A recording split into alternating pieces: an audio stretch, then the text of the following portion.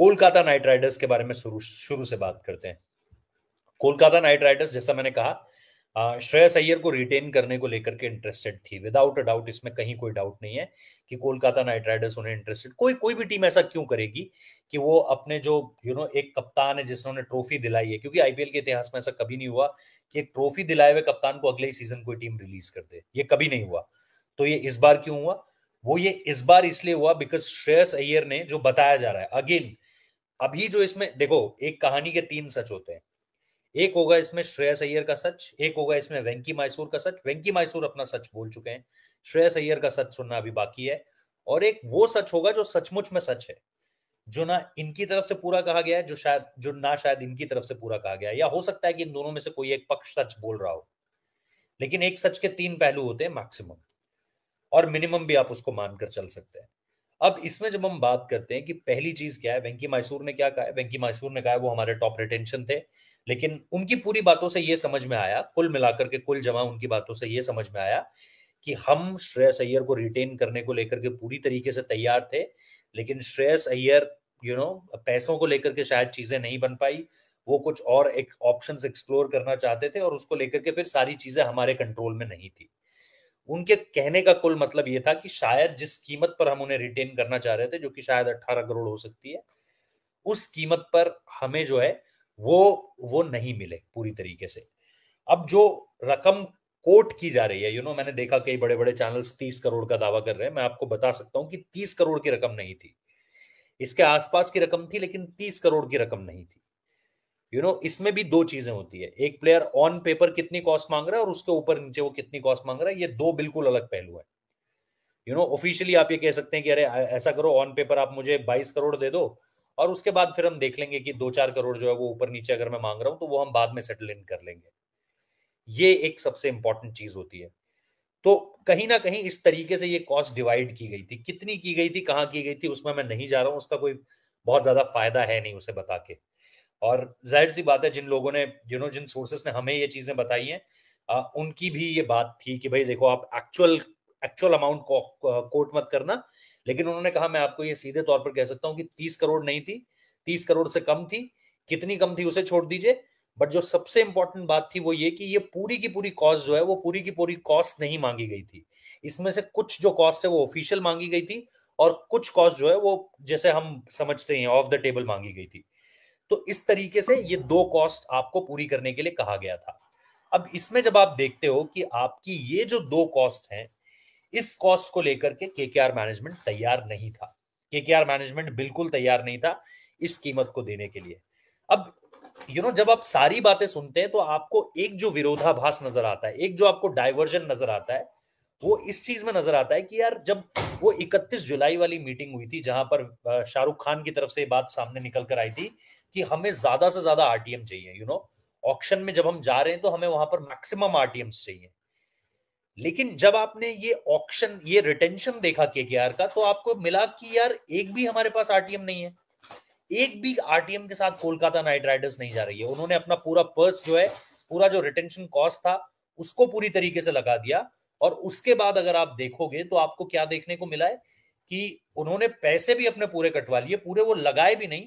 और शाहरुख खान जो बोल रहे थे, वेंकी मैसूर की स्ट्रैटेजी उससे पूरी तरीके से अलग है। तो जो हमारे पास खबरें आई थी वो आई थी कि शाहरुख वाज सेइंग कि यार आरटीएम्स बढ़ाओ, ज्यादा, जितने ज्यादा आरटीएम उतना फायदा।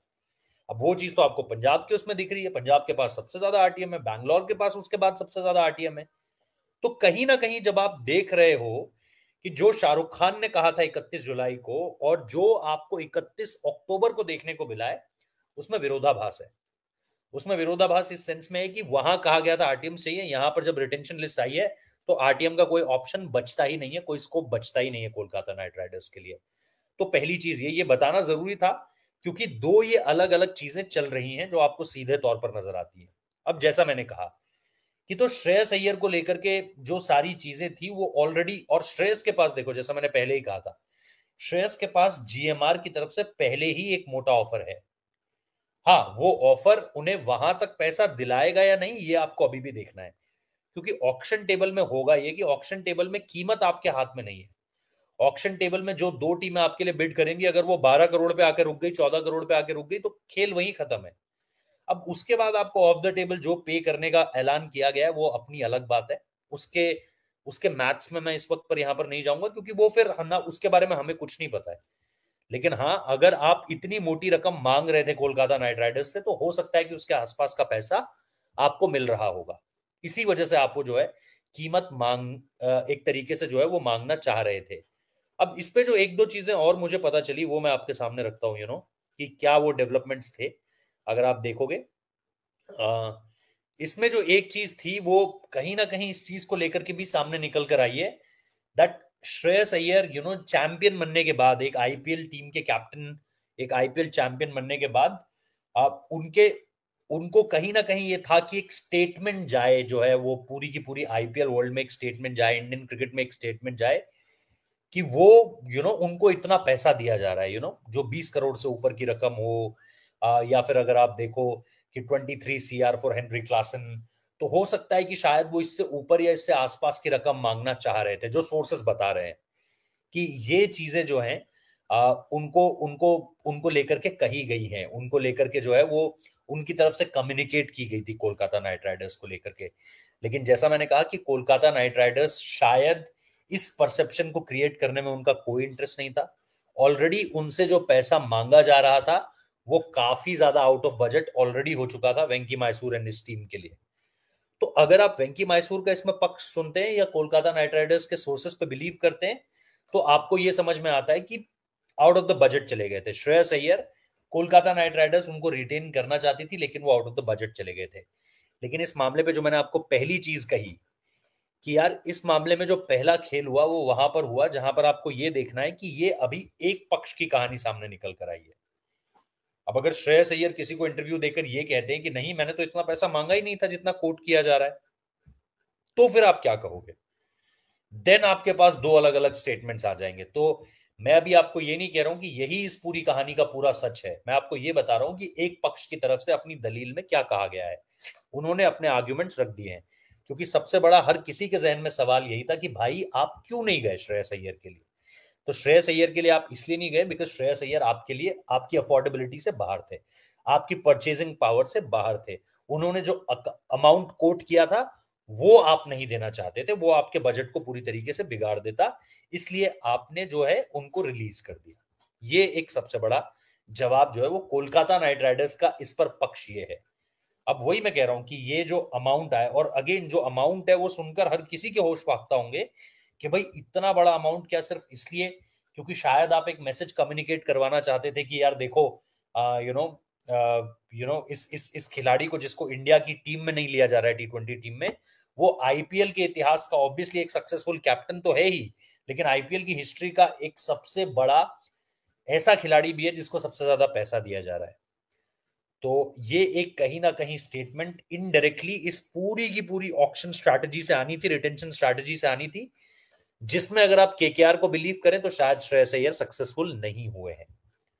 अब ये अपने आप में, जैसा मैंने कहा, कि बहुत अचंभे भरा है, ये बहुत इंटरेस्टिंग है। इस पर कितना बिलीव किया जाए, कितना बिलीव ना किया जाए, ये तभी सामने निकलकर बात आएगी जब आप इसमें श्रेयस अय्यर के साइड का पक्ष सुन लोगे, या फिर कोई और जो उनके पक्ष की कहानी इसमें बताना चाहे कि मैं, मेरी तरफ से कहानी ये थी। एसपी रॉय की तरफ से पहली सुपर चैट आई है, thank you so much for the support. As I said कि जो भी आप लोग देख रहे हैं, if you want to ask your questions, if you want the channel to grow, if you want channel get promoted by YouTube itself, तो आप ये सपोर्ट जरूर कर सकते हैं अपने सवालों के माध्यम से, अपने सपोर्ट के माध्यम से। एसपी रॉय कह रहे हैं केकेआर ने तो फुल एजेंडा चलवा दिया अय्यर के अगेंस्ट। भाई देखो रॉय साहब, मैं इस पे ना इसे एजेंडा कह रहा हूं, ना मैं ये कह रहा हूं ये झूठ कहा गया है, ये सच कहा गया है। मैं कह रहा हूं आपको, आपके सामने जब आईपीएल रिटेंशन आए तो सबसे बड़ा सवाल क्या था कि कोलकाता नाइट राइडर्स ने श्रेयस अय्यर को रिलीज क्यों कर दिया। The first and the major question was this. अब इसकी तरफ से जाहिर सी बात है, क्योंकि केकेआर को लेकर के, और मुझे बहुत अच्छा लगा कि वेंकी मैसूर ने आके जवाब दे दिया, बिकॉज अगर वो जवाब ना देते तो स्पेक्यूलेशंस होती, अगर वो जवाब ना देते तो कहानियां गढ़ी जाती, अगर वो जवाब ना देते तो झूठ परोसा जाता, और इसके लिए उन्होंने कम से कम अपना पक्ष क्लियर कर दिया है। अब अगर इस पे श्रेयस अय्यर कुछ ना कहें तो सच यही रहने वाला है। हो सकता है कि जब वो जिस भी टीम में आते हैं, अगर वो दिल्ली में आते हैं, प्रेस कॉन्फ्रेंस करते हैं पहली आईपीएल के टाइम पे, तो हो सकता है उनसे पहला सवाल ही ये किया जाए कि भाई आपके खिलाफ कोलकाता मैनेजमेंट का ये आरोप है कि आरोप या फिर ये दलील है कि भाई आपने जो है वो काफी ज्यादा पैसा मांग लिया था, तो रकम भी कोट की जा सकती है और उस समय पर रकम कोट भी कर दी जाएगी। मैं अगर वहां हुआ वहां, जो कि हो सकता है कि अगर दिल्ली में वो आए तो मैं वहां रहूं, तो मैं ये सवाल निश्चित तौर पर उनसे पूछ लूंगा कि श्रेयस भाई क्या चल रहा है, ये सारी चीजें जो है वो क्या चल रही हैं। तो ये चीजें हैं, तो मैं ये नहीं कहूंगा कि एजेंडा चलाया, ये उन्होंने अपनी तरफ का जवाब दिया है। अगर ये इस बात में जरा सा भी झूठ है तो श्रेयस अय्यर आकर डिनाई कर सकते हैं कि नहीं, जो वेंकी मैसूर की तरफ से स्टेटमेंट दिया गया है वो पूरी तरीके से गलत है, फाइनेंस का भी मसला था ही नहीं, मैं तो किसी भी रकम पे रुक जाता, मुझे तो रुकना था, मुझे तो खेलना था, बट मुझे इस वजह से नहीं रोका गया। तो वो भी अपने पक्ष की कहानी सुना सकते हैं रॉय साहब। ये मैं आपको सिर्फ सीधे तौर पर बताना चाह रहा हूँ कि ये चीजें आपको जो है वो इस कहीं ना कहीं रिटेंशन में पीछे लाकर खड़ा